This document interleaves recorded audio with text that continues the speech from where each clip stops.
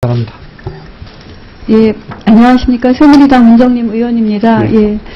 예, 이번 국정감사 기간이 길었는데도 불구하고 또 국정과제와 관련해서 또 논란이 됐었던 기초연금이나 4대 중증질환과 관련한 논란들이 많았기 때문에 예, 다른 또 많은 주제를 다루지 못한 아쉬움도 있습니다. 하지만 기초연금이나 4대 중증질환에 대해서 정략적인 접근을 떠나서 정책적으로 또 마음속으로는 돌아볼 수 있는 계기가 되었다고 생각을 합니다. 그런 면에서 기초연금을 또 다루기에는 시간이 아깝다라는 생각도 들지만 한 번쯤은 돌아봐야 되겠다 생각해서 잠깐 말씀드리겠습니다.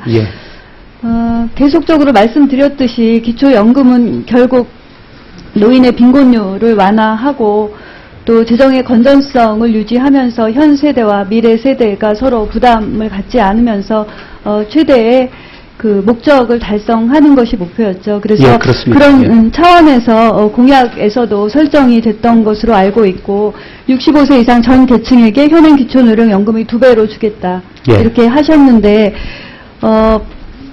일단 인수위에서는 전 계층에 국민연금에 따라 연계해서 상위 30% 하위 70%로 나눠서 국민연금을 들었을 때 안 들었을 때 각각 차별화해서 14만원에서 20만원, 14만원, 4만원에서 10만원, 10만원, 4만원 이렇게 차별화되었습니다.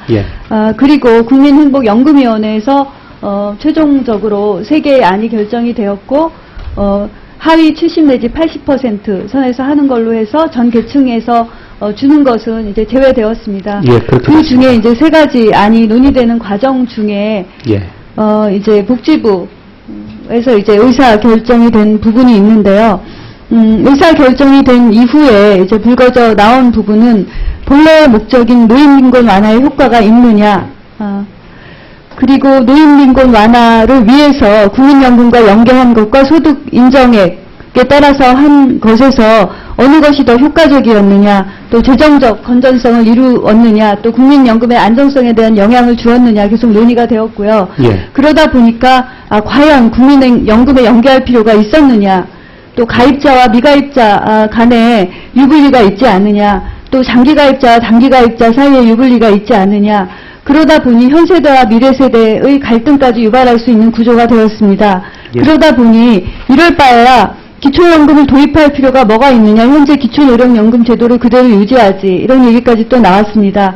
또 이제 이게 입법 예고된 상황에서 최저 10만원이 표기되지 않았다는 점, 또 급여 인상률을 물가 상승률로만 할 것이냐, A값 상승률을 적정성 평가에 의해서 하겠다고는 했는데 적시하지 않은 것에 대한 또 논란이 생겼습니다.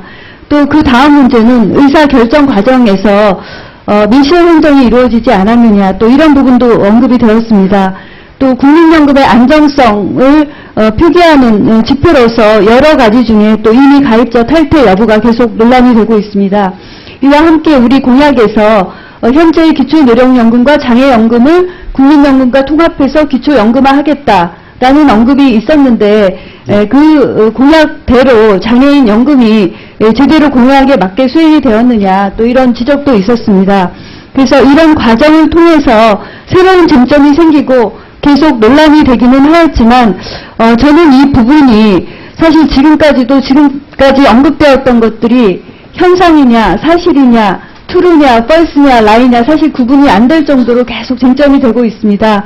하지만은 이런 것들이 현상 내지는 수많은 것들을 끌어내서 앞으로 입법 예고하는 과정까지 이제 있었던 문제들은 다 노출이 됐기 때문에 충분히 조율할 수 있는 부분만 남았다고 생각을 합니다. 그래서 앞으로 이 부분의 마무리가 잘 돼서 내년 7월에는 정말 힘들게 살고 계신 우리 어른들께 기초연금을 잘 지급할 수 있는 방안이 마련되기를 바라고요.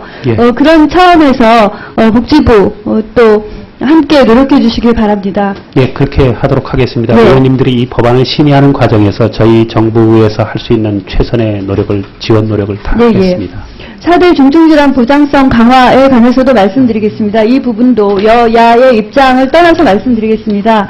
4대 중증질환 보장성 강화라는 공약은 작년 12월에 이미 공약화됐고, 그렇습니다. 그 다음에 이제는 정책으로 실현이 되었는데, 저는 이번 국정감사에서 왜 4대 중증질환 보장성 강화가 공약 내지는 정책으로 실현이 되었느냐, 라는 언급이 1년 만에 새로 되는 것에 대해서 조금 당황스럽다는 생각도 했습니다. 근데 하지만 이런 부분의 검토가 앞으로의 지속적인 방향성을 이끌어 나가는데 힘이 되기도 한다 생각합니다.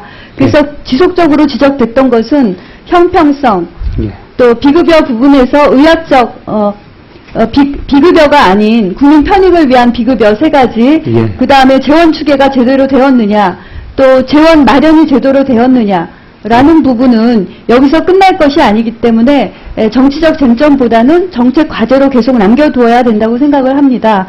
그래서 지금 형평성 문제는 우리가 고액 의료비면서 사망을 초래하는 주요 질환이라서 이것을 선택했다라고 얘기는 했지만 지금 4대 중증 질환 중에서 뇌혈관 질환이라든가 심장 질환이라든가 이런 것은 산정 특례를 기준으로 했기 때문에 수술을 위해서 입원한 30일 입원하지 않은 다른 계층은 또 일부 제외된 경우도 있습니다. 그래서 중증도나 의료비를 생각해서 언젠가는 보장성 강화를 하기 위한 노력을 해야 되기 때문에 그런 부분에 대한 노력도 해야 될 것이고요.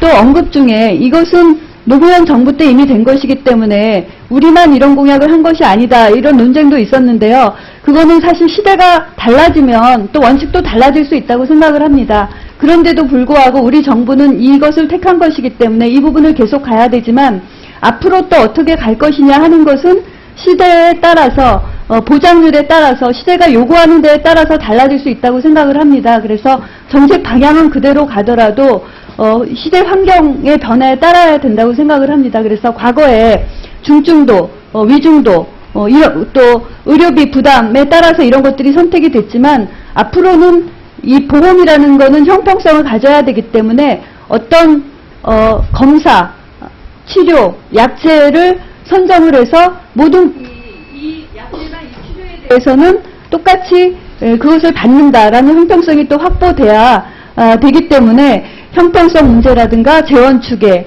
또 여러 가지 비급여 문제 그래서 논의됐던 것은 정치적 쟁점이 아니라 정책적 과제로 함께 가져가야지만이 여야가 힘을 합쳐서 앞으로 이 부분을 개선할 수 있다 이렇게 생각합니다. 이상입니다. 잘 알겠습니다. 의원님 지적해 주신 대로 4대 중증 질환 문제를 저희가 공약이기 때문에 먼저 이렇게 추진을 합니다만 형평성 차원에서 좀 더 이렇게 범위를 넓히고 아까 그 뇌혈관 질환 말씀을 해 주셨습니다만 그 부분도 저희가 이제 그 경계선 문제에 있기 때문에 합니다만 지난번에도 보고를 드렸습니다만 하여튼 검토를 하고 있어서요. 그런 문제를 감안해서 좀 검토를 좀 더 이렇게 하도록 하겠습니다. 그래서 한번 보고를 드리도록 하겠습니다.